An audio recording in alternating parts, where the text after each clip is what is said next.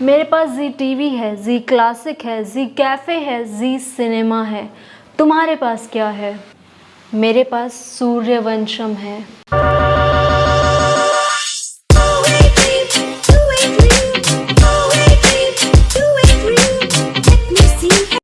सोनी और जी, जो कि इंडियन मीडिया एंटरटेनमेंट इंडस्ट्री के बड़े प्लेयर्स में से अगर ये दोनों एक हो जाएंगे तो इसका क्या असर पड़ेगा इंडियन मीडिया इंडस्ट्री पर, कंज्यूमर्स पर, इन्वेस्टर्स पर, आइए डिस्कस कर लेते हैं। दोस्तों नमस्कार, मैं हूं नेहा नागर। मैं एक कंटेंट क्रिएटर हूं। मैं वीडियोस लेकर आती रहती हूं आपके लिए, फन एजुकेटिंग, इंस्टाग्राम पर भी और यूट्यूब पर भी।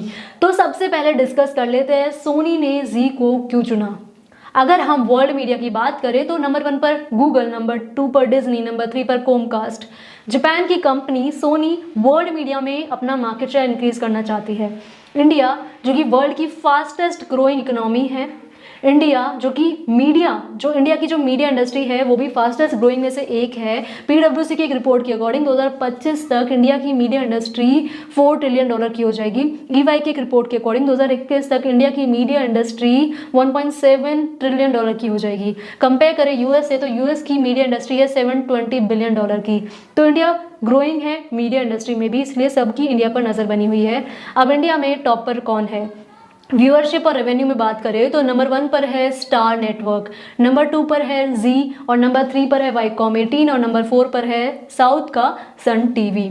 अगर हिंदी टीवी चैनल्स की बात करें तो नंबर 1 पर है स्टार प्लस, नंबर 2 पर कलर्स, नंबर 3 पर जी टीवी और नंबर 4 पर है सोनी। ओटीटी प्लेटफॉर्म्स, क्योंकि पेंडेमिक के बाद बहुत ज़्यादा व्यूअरशिप बढ़ गई है ओटीटी प्लेटफॉर्म पर, जैसे कि नेटफ्लिक्स, अमेजॉन एटसेट्रा। तो नंबर 1 पर है नेटफ्लिक्स, 20% का मार्केट शेयर है। नंबर 2 पर अमेजॉन, 20% का मार्केट शेयर है। नंबर 3 पर है हॉटस्टार डिज्नी, जिनका मार्केट शेयर 17% है। नंबर 4 पर है Z5, जिनका मार्केट शेयर सिर्फ 9% है और सोनी का सिर्फ 4% है। तो जब सोनी और जी मिल जाएंगे तो ये टॉप प्लेयर्स में आ जाएंगे, ओटीटी प्लेटफॉर्म में भी, टीवी चैनल्स में भी और मीडिया इंडस्ट्री में भी। ऐसा ही होता है दोस्तों हर इंडस्ट्री में। किसी बड़े को कंपटीशन देने के लिए, किसी बड़े कॉम्पिटिटर को कंपटीशन देने के लिए बाकी के दो जो बिजनेस है वो एक हो जाते हैं, जैसे वोडाफोन आइडिया के साथ हुआ, हालांकि उनके रीजंस अलग थे। तो दोस्तों इसके अलावा जी को क्यों चुना गया? जी के पास डेट नहीं है।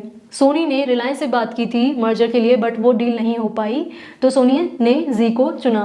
अब जी के पास रीजनल चैनल्स है, 40 से ज़्यादा चैनल्स है इनके, इंटरनेशनल प्रेजेंस है इनके पास। इनका जो रेवेन्यू है 7700 करोड़ के आसपास है और सोनी का रेवेन्यू है 5000 करोड़। तो जब ये दोनों मिल जाएंगे तो इनका टर्नओवर 13,000 के आसपास का हो जाएगा करोड़। और Z5 भी इनका जो ओटीटी प्लेटफॉर्म है वो फास्टेस्ट ग्रोइंग ओटीटी प्लेटफॉर्म में से एक है।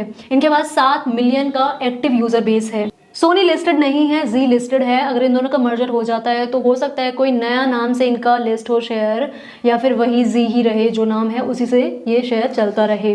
ये तो हमें मर्जर के बाद ही पता लगेगा। दोस्तों जी के पास बहुत सारे ब्लॉकबस्टर शोज है, मूवीज है, म्यूजिक प्रोडक्शंस एटसेट्रा है। सेम विद सोनी के पास मोस्ट फेमस शोज में से केबीसी है, कपिल शर्मा शो है। अगर हम वेब सीरीज की बात करें तो उनके पास स्कैम 1992 है जो बहुत ज़्यादा हिट है। मूवीज में सूर्यवंशम है ऑब्वियसली। और दोस्तों जी के पास तो बहुत ही ज़्यादा मूवीज है, सॉन्ग्स है, टीवी शोज है और इसके अलावा इनके पास ओटीटी पर भी बहुत सारी वेब सीरीज ऑलरेडी आ चुकी है। तो डेफिनेटली सोनी के लिए एक बहुत ही अच्छी डील है जी के साथ मर्जर करने का। तो अब हम जी का फंडामेंटल एनालिसिस भी कर लेते हैं। आइए रेशियोज चेक कर लेते हैं। अगर हम इसके रेशियोज चेक करेंगे तो दोस्तों रिटर्न ऑन कैपिटल एम्प्लॉयड, यानी कि कंपनी में जितना पैसा लगाया गया, कैपिटल लगाई गई है, उस पर कितना रिटर्न बना के दिया है। पिछले 5 साल में इन्होंने 28% का रिटर्न बनाया, 5 साल में, 3 साल में 23% और पिछले 1 साल में 18% का। अगर हम सेल्स का देखें तो ये इनकंसिस्टेंट रहे हैं थोड़े से। अगर 5 साल की सेल्स ग्रोथ है तो वो सिर्फ 9.64% है, 3 साल की 4% ही है। अगर हम प्रॉफिट की बात करें तो पिछले 1 साल में प्रॉफिट दिया है 49% का और 3 ईयर में -16% का और 5 ईयर में 11% का। इसके अलावा दोस्तों रिटर्न ऑन इक्विटी की जो इक्विटी कंपनी में इन्फ्यूज की गई है उससे कितना रिटर्न बना पाई है कंपनी, तो 1 साल का 13%, 3 साल का 16% और 5 साल का 22% ही है। तो इन्वेस्टर्स की इतनी फेवरेट ये कंपनी एक्चुअली में नहीं है, लेकिन कुछ टाइम से जो न्यूज़ आ रही है पिछले 1 महीने से, तो इस वजह से ये कंपनी सबकी धीरे धीरे फेवरेट बनती जा रही है। काफ़ी सारे ब्रोकर्स जैसे ICICI securities, Motilal Oswal, share Khan इसको बाय रेटिंग दे रहे हैं कि आप इसको खरीद लो और टारगेट 400 के आसपास का रख रहे हैं। लेकिन दोस्तों 40% इसको सेल या होल्ड की रेटिंग दे रहे हैं। आप खुद की रिसर्च करके खुद इन्वेस्ट कीजिएगा, मैं सेबी रजिस्टर्ड नहीं हूँ, ये स्टॉक रिस्की है। ऑपरेटिंग प्रॉफिट मार्जिन यानी कि कंपनी कितनी एफिशिएंट है, जो भी उनके पास अवेलेबल रिसोर्सेज है उससे प्रॉफिट निकालने में, ऑपरेटिंग प्रॉफिट मार्जिन इसीलिए हम चेक करते हैं। तो इनका ऑपरेटिंग प्रॉफिट मार्जिन है 24%। डिविडेंड पेइंग है, सितंबर 21 में भी इन्होंने डिविडेंड दिया लेकिन बहुत कम दिया, ₹2.50 ही दिया है। तो दोस्तों इनका मार्केट कैप है 32,000 करोड़ का। जो अभी मैंने आपको सेल्स या रेशियोज बताए हैं वो 2021 मार्च तक के हैं, उसके बाद भी ये इंक्रीज हुए हैं। प्री कोविड लेवल से कंपेयर करें तो इनकी सेल्स 23% इंक्रीज हुई है। जून क्वार्टर के रिजल्ट काफ़ी अच्छे आए हैं। कोविड से मीडिया इंडस्ट्री को काफ़ी ज़्यादा फायदा हुआ है और ये शायद फ्यूचर में भी रहेगा। इनका पीई रेशियो है वो काफ़ी ज़्यादा एक्सपेंसिव है, 30 है, और वो इंडस्ट्री एवरेज से भी बहुत ज़्यादा है, और इनका जो पिछले 3 साल का एवरेज है उससे भी बहुत ज़्यादा है। पी रेशियो से पता लगता है कि कितना इन्वेस्टर पे करने को रेडी है सिर्फ ₹1 कमाने के लिए। तो अगर ये 30 है यानी कि इन्वेस्टर्स ₹1 कमाने के लिए 30 भी पे कर रहे हैं तो इसे एक्सपेंसिव ही माना जाएगा। लेकिन कंपेयर करते हैं इंडस्ट्री एवरेज से और इसके पास्ट एवरेज से भी, तब भी ये एक्सपेंसिव ही है। इस कंपनी में इन्वेस्टर्स की होल्डिंग कितनी है? 50% से ज़्यादा होल्ड किया हुआ है इंस्टीट्यूशनल इन्वेस्टर्स ने, foreign institutional investors, domestic institutional investors ने। 4% होल्ड किया हुआ है LIC ने। इनके प्रमोटर्स की होल्डिंग है 3.99%, जिसको इन्होंने प्लेज भी किया हुआ है 5% के आसपास। तो जनरली जो प्रमोटर की होल्डिंग अगर बहुत ज़्यादा कम होती है तो वो भी हमारे लिए रेड फ्लैग होता है, और अगर प्रमोटर होल्डिंग जो प्लेज की होती है अगर वो भी बहुत ज़्यादा होती है तो वो भी रेड फ्लैग है। लेकिन यहाँ से 5% प्लेज किया हुआ है तो ये काफ़ी कम वॉल्यूम है जो प्लेज की हुई है, तो ये हमारे रेड फ्लैग नहीं है। इसके अलावा दोस्तों इन्वेस्को ने इसमें इन्वेस्ट किया हुआ है 7% और OFI ग्लोबल ने 10% इन्वेस्ट किया हुआ है। पब्लिक शेयर होल्डिंग है 19% के आसपास, और म्यूचुअल फंड ने भी जून 2021 के क्वार्टर में अपनी शेयर होल्डिंग 3.67 से बढ़ा के 8.11% कर ली है जी लिमिटेड में। इसके अलावा दोस्तों राकेश झुनझुनवाला जो बहुत बड़े इन्वेस्टर है, इंडिया के एस इन्वेस्टर है, उन्होंने 110 करोड़ के शेयर्स खरीदे थे, और उसके बाद फिर कुछ टाइम बाद ये मर्जर की न्यूज़ भी आ गई तो उन्होंने 5 से 6 दिन में ही 60 करोड़ का प्रॉफिट कमा लिया था जो इन्होंने ये डील ब्लॉक की थी उसमें। बोफा सिक्योरिटीज यूरोप ने भी 114 करोड़ के शेयर्स खरीदे थे जी एंटरटेनमेंट के सितंबर मंथ में ही। अगर हम कॉम्पिटिटर से कंपेयर करें तो जी का रिटर्न ऑन कैपिटल 13% है, तो सन टीवी का 24% और टीवी 18 का 3% ही है।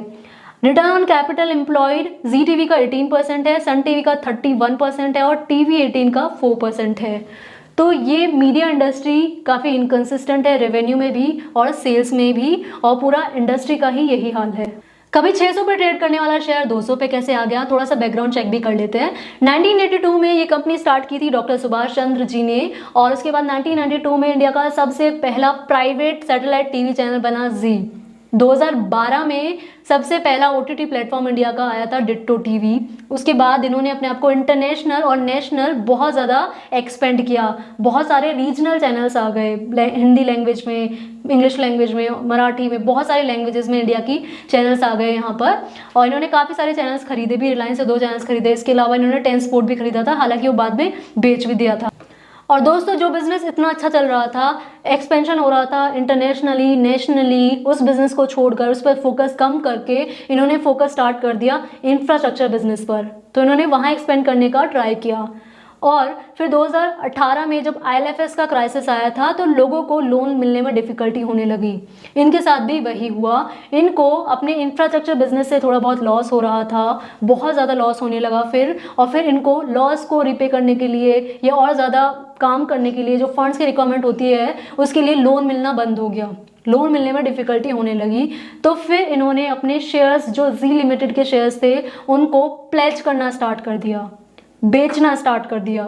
और जब भी ऐसी कोई न्यूज़ आती है कि कंपनी का मालिक, कंपनी का प्रमोटर जिसने वो कंपनी स्टार्ट करी है वो ही किसी कंपनी के शेयर्स को बेच रहा है, तो इन्वेस्टर्स को लगता है कि उसमें कुछ कमी है और शेयर्स गिरने लग जाते हैं।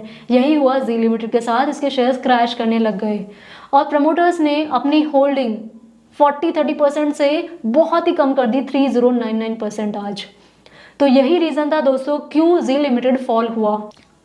अब जी लिमिटेड के CEO और MD है पुनीत गोयंका जी, जो डॉक्टर सुभाष चंद्र जी के ही बेटे हैं। तो कंट्रोल में अभी भी कंपनी डॉक्टर सुभाष चंद्र जी के ही है और नहीं चाहता है कि कंट्रोल उनके हाथ से जाए। तो दोस्तों अब कुछ इश्यूज ये हो रहे हैं कंपनी में, हालांकि बहुत कुछ चल रहा है कंपनी में, बट कुछ जो डिटेल्स मिल पाती है न्यूज़ आर्टिकल्स पढ़कर वो मैं आपको बता देती हूँ।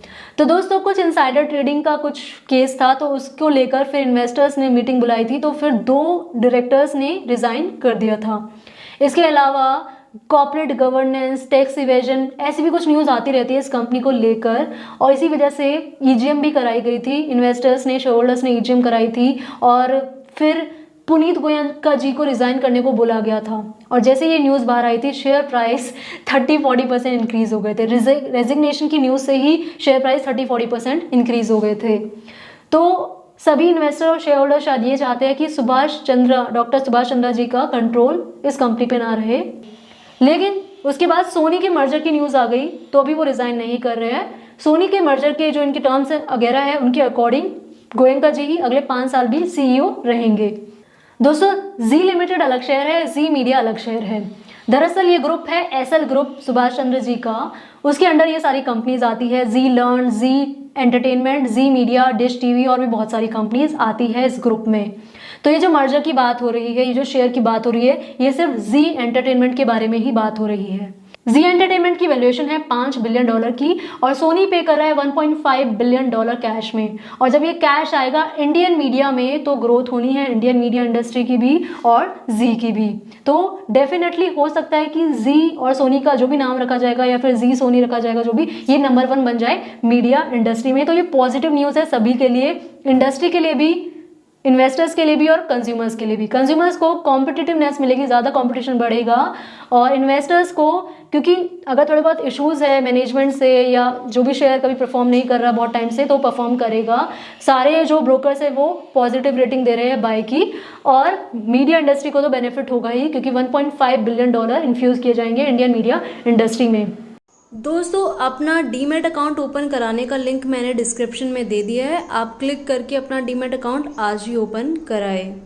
अब सोनी और जी ने 90 डेज का एक्सक्लूसिविटी पीरियड रखा है, इसमें ये डिस्कशन करेंगे, और जो भी इन्वेस्टर्स के, शेयर होल्डर्स के क्वेरीज है या पोजीशंस है वो सब सॉल्व करेंगे। लेकिन दोस्तों ये इतना आसान नहीं होगा, इसमें बहुत सारे ट्विस्ट एंड टर्न्स अभी बाकी है। अब दोस्तों ये जो नई एंटिटी होगी, इसमें 47% स्टेक होगा जी का, और 53% स्टेक होगा सोनी का। प्रमोटर होल्डिंग 4% ही रहेगी, और ऑप्शन रहेगा कि वो उसे 20% भी कर सकते हैं। प्रमोटर्स को 2% अलग से नॉन कम्पीट फीस भी दी जाएगी। अब यहाँ पर थोड़ा सा इशू हो सकता है, क्योंकि सेबी के अकॉर्डिंग जब भी ऐसा कोई मर्जर होता है तो सभी शेयर होल्डर्स को इक्वल ट्रीटमेंट मिलती है। तो यहाँ थोड़े से इशूज लीगल हो सकते हैं, क्योंकि इसमें बहुत सारे ट्विस्ट एंड टर्न्स अभी बाकी है, वो देखा जाएगा कैसे होगा। क्योंकि ऐसा भी हो सकता है कि कोई और कंपनी काउंटर ऑफर दे दे, या कोई और बेटर बिड कर दे मर्जर के लिए या एक्विजिशन के लिए। तो देखते हैं क्या होता है दोस्तों। और ऐसा भी हो सकता है कि डॉक्टर सुभाष चंद्र जी अपना स्टेक बढ़ाने के लिए, या फिर अपना कंट्रोल ज़्यादा करने के लिए कुछ केस भी या कुछ सीन भी हो सकता है। तो देखते हैं क्या होता है इस कंपनी में। ये था फंडामेंटल और इंडस्ट्री एनालिसिस जी लिमिटेड के बारे में। अगली वीडियो आप किस टॉपिक पे चाहते हैं कमेंट्स में बता दीजिएगा। इस वीडियो को खुलकर सपोर्ट कीजिएगा दोस्तों। मिलते हैं अगली वीडियो में। टेलीग्राम पर मेरा कोई चैनल नहीं है, मेरी एक खुद की टैक्स फर्म है taxationhelp.in, जिस पर हम सर्विसेज प्रोवाइड करते हैं ITR GST कंपनी रजिस्ट्रेशन के लिए। तो आप हमें हमारे नंबर पर कॉल करके ये सर्विसेज अवेल करा सकते हैं। ITR के फॉर्म्स आ चुके हैं, आप हमें आज ही कॉल करें और अपनी ITR फिल कराएं।